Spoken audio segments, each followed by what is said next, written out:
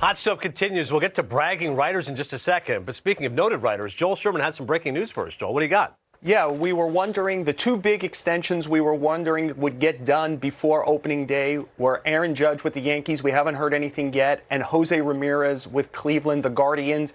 Ramírez badly wanted to stay. Cleveland badly wanted to keep him, and they made the marriage extend a 5-year, $124 million extension. He has $12 million this year. He has a team option for $14 million. He will now get $124 million. It means he probably is spending his career as a Cleveland Guardian for the rest of the time. It is an interesting number because I think you could have made a comparison of Ramírez and Judge. Ramírez probably been a better player over the last 5 years overall, healthier, better player than Judge.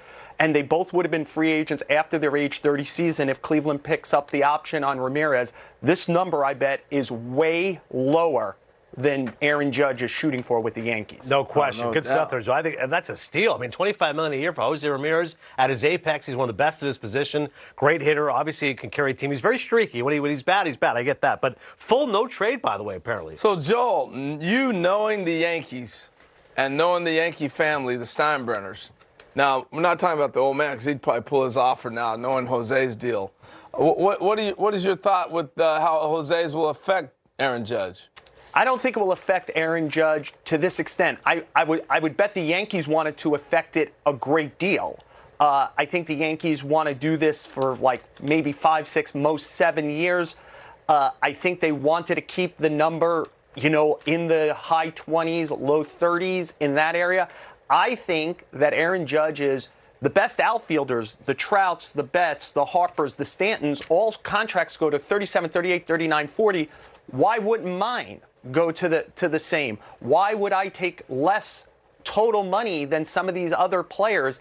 The Yankees, because of injury concerns, he's only played fully 2 of the 5 years he's been with the team, concerns about how a player his size will age, have worried about those kind of numbers. I'm not sure they're speaking in the same world. They got an extra day because we got rained out today on his deadline. We'll see if they could get it done. All right, Joel. José Ramírez, most extra base hits since the start of 2017, 338. Big part of that Cleveland offense. Well, he's a big part of it. Joel, thank you for that. Appreciate that. Yeah, it's interesting what he's done. Here's the way I looked at it. Immediately when I saw the 5 for 124, I went, well, if I'm a team that was bidding for him, say Toronto or whoever it is, yeah. Now I know what my price tag is. I think he gets traded. I love that call. Even with a full no trade, he can still get traded. Yes. I love that because the Jays were the team, you're right, they were really hot on him. All right, standings right now in the Central. This is what looked like a year ago. White Sox, Guardians, Tigers, Royals, and Twins. Maybe there'll be a changing of the guard. Let's bring in a couple of bragging writers. That's right, AL Central conversation. James Fagan of The Athletic and Do Young Park of MLB.com. James squaring off as he'll be talking about the White Sox, and of course the Twins beat reporter is Do Young. Asking both of you, starting with you, James, in 60 seconds, why will the White Sox win the division? And then Do Young, you get your rebuttal. Go ahead, James. Well, because with respect to Carlos Correa, and you could say some teams in the AL Central had better off seasons than the White Sox, but you guys just put up the standings. I don't think any team had 15 games better off season than the White Sox. And, even with the gap that these teams had to kind of really bridge and get better this season, I think the White Sox still have a little bit of untapped ceiling. You didn't get a full season Luis Robert last year. You didn't get what looks like Eloy Jimenez when he's fully healthy. And you still have Andrew Vaughn, who's someone who really is expected to be a middle of the order, 300 hitter with power. And you didn't really see that tapped into fully last year. So they can get a little bit better. They got some untapped in talent. And there was just such a huge gulf for the rest of the division divide to meet where they were at. All right, well, let's So, Young, what do you got? To the rebuttal.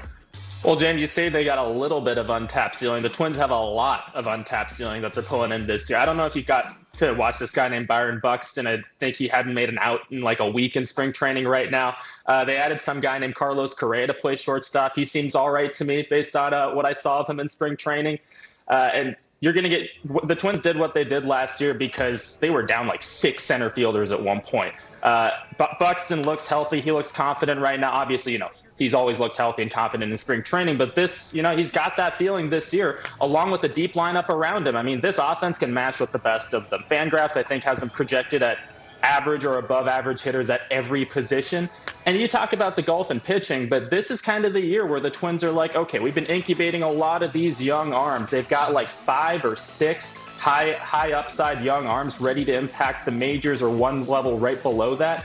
And people are like, okay, where's the pitching going to come from? What's going to come from within? And that's how a team like the Twins sneaks up on you. And Scott Boras himself said it when he was saying, how am I going to convince Carlos Correa of Minnesota? He represents a lot of the young guys here. And he's like, there's a lot of young talent here, right out of his mouth and right into the White Sox's ears, I guess, now.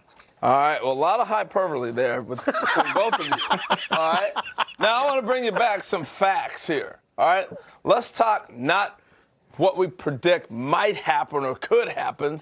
Let's talk facts. So I'm going to start with you, James, first. Tell me about your pitching and why the White Sox will pitch well this year. Don't give me some maybe stuff. I want to know what they're doing right now and why. And then I'm coming back to you, Mr. Twins, over there in a second. I mean, there's a little bit of issues there. Like, obviously, losing Lance Lynn for 2 months is not so great. You know, previously they touted probably a very enviable top three of the rotation when they had him, Giolito, and Dylan Cease, who were both very good starters last year. And obviously they've done a little bit to make them think they can take a step forward. You know, Lucas Giolito, added all this muscle to try to be more consistently in his upper band of velocity. He's been sitting 95 all spring.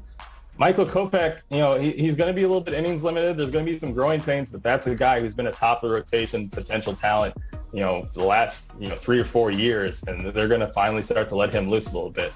Now, after that, they kind of need to find some solutions. Do you hope Johnny Cueto has a little bit left? You hope Dallas Keichel's back is better, and that gives him, the ability to be a back-end starter. But I would admit that the back end of the rotation is where a little bit, if the Twins get everything clicking, they could probably make some gains. I definitely think that the back end of that bullpen with Graveman and Bummer, who have both looked excellent all spring. Liam Hendricks has been one of the best closers in baseball the last couple of years. Now, that's good stuff. That's factual. Even when you said, nice. I have to be honest with you here. I like that part. All right, buddy. You ready? Tell me about the Twins. Give me some facts now, not no hyperbole here. All right, I'm going to level with you guys, too. There's boom or bust here. There's some boom potential and also a lot of bust potential, and I think the Twins know that going in. I mean, they're opening the season hoping for bounce backs from Dylan Bundy and Chris Archer and handing the ball rotation spots guaranteed. 2 rookies with a combined 25 starts between them in Joe Ryan and Bailey Ober. Joe Ryan's even getting opening day for the Twins. That's where they're at, where they're saying, okay, we're going to if something's going to happen this year, it has to rely on the young pitchers. And so there's a couple question marks in the rotation. Here's where they're at, though. They've got questions in the back of the rotation, but there's clear answers behind them. Jordan Balazovic, Simeon Woods Richardson is coming up right behind them. Cole Sands. These are all names that the Twins don't have room for or want to mature a little bit in AAA right now. But these are guys they've been touting. These are guys that they love. They're going to start the season in AAA. They're going to come up. All right. Now we got somewhere with you guys. That was outstanding, gents. All right, now back to my man over here to ask you guys a couple more things. That rotation is not inspiring, but I like the sell by Do Young. When the season is done, what will the headline on top of your article say? James, you first. Well, if things go bad, I would say out of their depth because, the teams the White Sox are trying to compete with for a World Series, the Dodgers, Rays, Yankees, those are teams that maintain good farm systems with a lot of upper-level depth that can help them out, both, when injuries pile up like they're doing this spring for the White Sox, but really at the deadline. And the White Sox don't have that kind of that depth that can really help them that way. You look at their current opening day roster, and it's as strong as any in baseball, but they don't have the ton of the resources in AAA, AA who are going to be able to help them this year. But if everything goes right, I would say it's win it for Pito, who Jose Abreu is the leader in that clubhouse, and he has not made guarantees about playing past this year. And that's somebody that the core of this team wants to win for and wants to win while he's around.